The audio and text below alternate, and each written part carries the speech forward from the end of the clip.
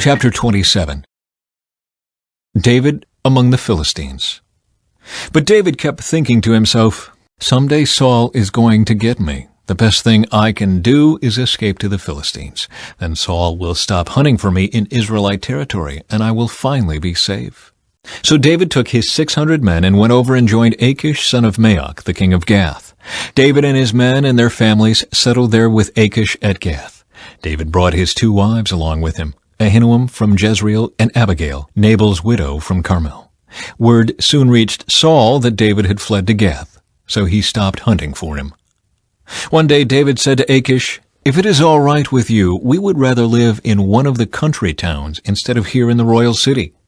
So Achish gave him the town of Ziklag, which still belongs to the kings of Judah to this day. And they lived there among the Philistines for 1 year and 4 months. David and his men spent their time raiding the Geshurites, the Girzites, and the Amalekites, people who had lived near Shur toward the land of Egypt since ancient times.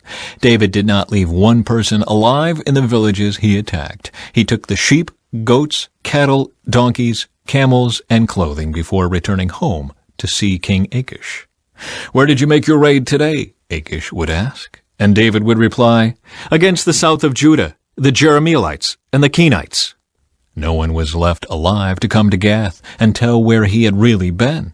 This happened again and again while he was living among the Philistines.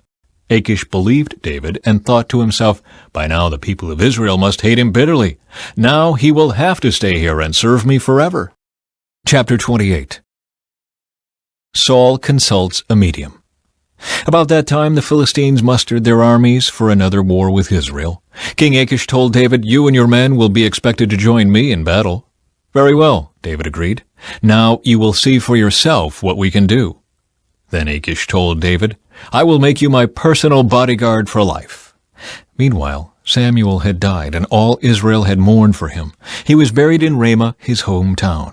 And Saul had banned from the land of Israel all mediums and those who consult the spirits of the dead.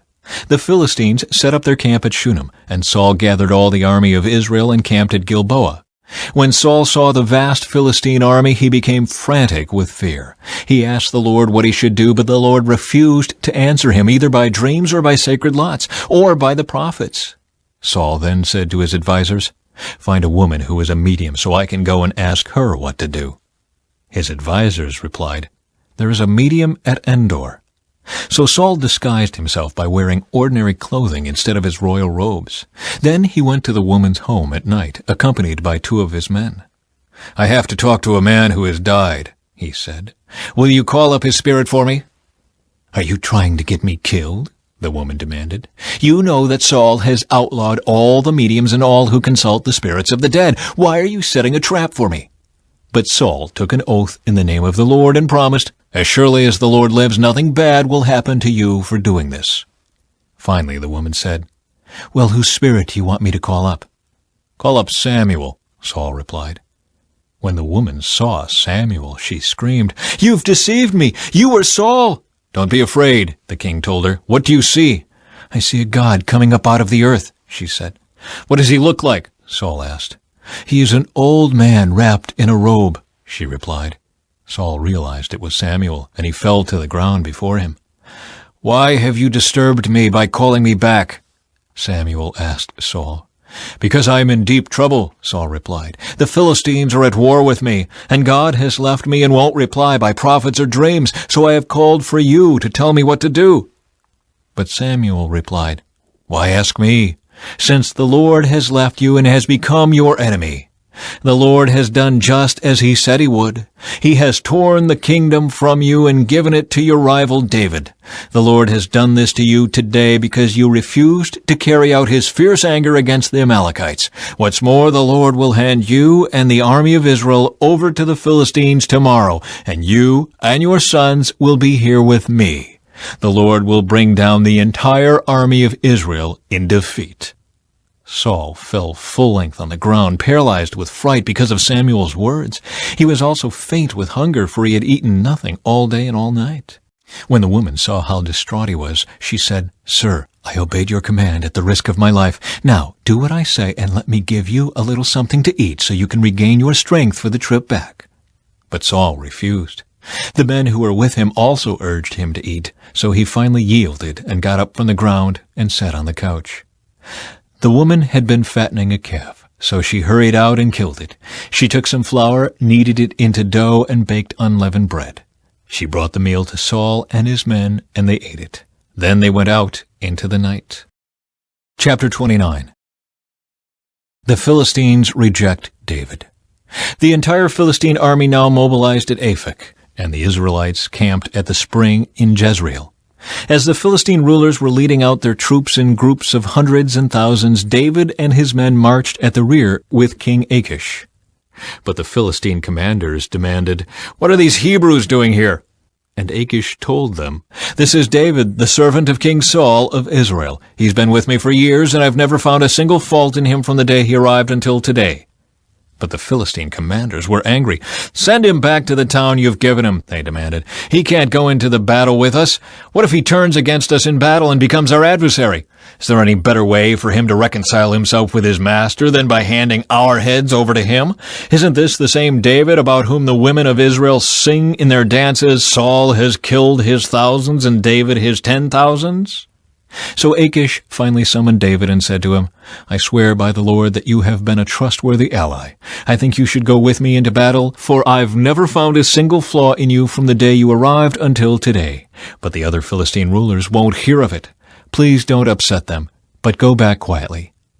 "What have I done to deserve this treatment?" David demanded. "What have you ever found in your servant that I can't go and fight the enemies of my lord the king?" But Achish insisted. "As far as I'm concerned, you are as perfect as an angel of God. But the Philistine commanders are afraid to have you with them in the battle. Now get up early in the morning and leave with your men as soon as it gets light." So David and his men headed back into the land of the Philistines, while the Philistine army went on to Jezreel. Chapter 30. David destroys the Amalekites. 3 days later, when David and his men arrived home at their town of Ziklag, they found that the Amalekites had made a raid into the Negev and Ziklag. They had crushed Ziklag and burned it to the ground. They had carried off the women and children and everyone else, but without killing anyone. When David and his men saw the ruins and realized what had happened to their families, they wept until they could weep no more. David's 2 wives, Ahinoam from Jezreel and Abigail, the widow of Nabal from Carmel, were among those captured. David was now in great danger because all his men were very bitter about losing their sons and daughters, and they began to talk of stoning him. But David found strength in the Lord his God. Then he said to Abiathar the priest, "Bring me the ephod." So Abiathar brought it. Then David asked the Lord, "Should I chase after this band of raiders? Will I catch them?" And the Lord told him, "Yes, go after them. You will surely recover everything that was taken from you." So David and his 600 men set out, and they came to the brook Bezor. But 200 of the men were too exhausted to cross the brook, so David continued the pursuit with 400 men. Along the way they found an Egyptian man in a field and brought him to David. They gave him some bread to eat and water to drink. They also gave him part of a fig cake and 2 clusters of raisins, for he hadn't had anything to eat or drink for 3 days and nights. Before long his strength returned. "To whom do you belong, and where do you come from?" David asked him. "I am an Egyptian, the slave of an Amalekite," he replied. "My master abandoned me 3 days ago because I was sick. We were on our way back from raiding the Kerethites in the Negev, the territory of Judah, and the land of Caleb, and we had just burned Ziklag." "Will you lead me to this band of raiders?" David asked. The young man replied, "If you take an oath in God's name that you will not kill me or give me back to my master, then I will guide you to them." So he led David to them, and they found the Amalekites spread out across the fields, eating and drinking and dancing with joy because of the vast amount of plunder they had taken from the Philistines and the land of Judah. David and his men rushed in among them and slaughtered them throughout that night and the entire next day until evening. None of the Amalekites escaped except 400 young men who fled on camels. David got back everything the Amalekites had taken, and he rescued his 2 wives. Nothing was missing, small or great, son or daughter, nor anything else that had been taken. David brought everything back. He also recovered all the flocks and herds, and his men drove them ahead of the other livestock. "This plunder belongs to David," they said. Then David returned to the brook Bezor and met up with the 200 men who had been left behind because they were too exhausted to go with him. They went out to meet David and his men, and David greeted them joyfully. But some evil troublemakers among David's men said, "They didn't go with us, so they can't have any of the plunder we recovered. Give them their wives and children and tell them to be gone." But David said, "No, my brothers, don't be selfish with what the Lord has given us. He has kept us safe and helped us defeat the band of raiders that attacked us. Who will listen when you talk like this? We share and share alike, those who go to battle and those who guard the equipment." From then on, David made this a decree and regulation for Israel, and it is still followed today. When he arrived at Ziklag, David sent part of the plunder to the elders of Judah, who were his friends. "Here is a present for you taken from the Lord's enemies," he said. The gifts were sent to the people of the following towns David had visited: Bethel, Ramoth Negev, Jatir, Aror, Siphmoth, Eshtemoa, Rachel, the towns of the Jerahmeelites, the towns of the Kenites, Hormah, Boreshan, Athak, Hebron, and all the other places David and his men had visited.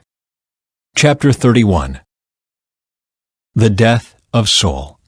Now the Philistines attacked Israel, and the men of Israel fled before them. Many were slaughtered on the slopes of Mount Gilboa. The Philistines closed in on Saul and his sons, and they killed 3 of his sons, Jonathan, Abinadab, and Melchishua. The fighting grew very fierce around Saul, and the Philistine archers caught up with him and wounded him severely. Saul groaned to his armor-bearer, "Take your sword and kill me before these pagan Philistines come to run me through and taunt and torture me." But his armor-bearer was afraid and would not do it. So Saul took his own sword and fell on it. When his armor-bearer realized that Saul was dead, he fell on his own sword and died beside the king.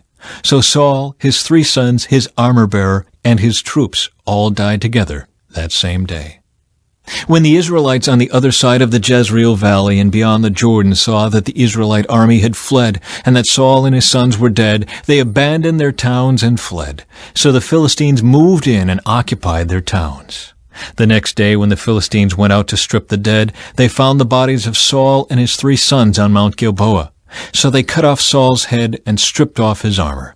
Then they proclaimed the good news of Saul's death in their pagan temple and to the people throughout the land of Philistia. They placed his armor in the temple of the Ashtoreths, and they fastened his body to the wall of the city of Bethshan.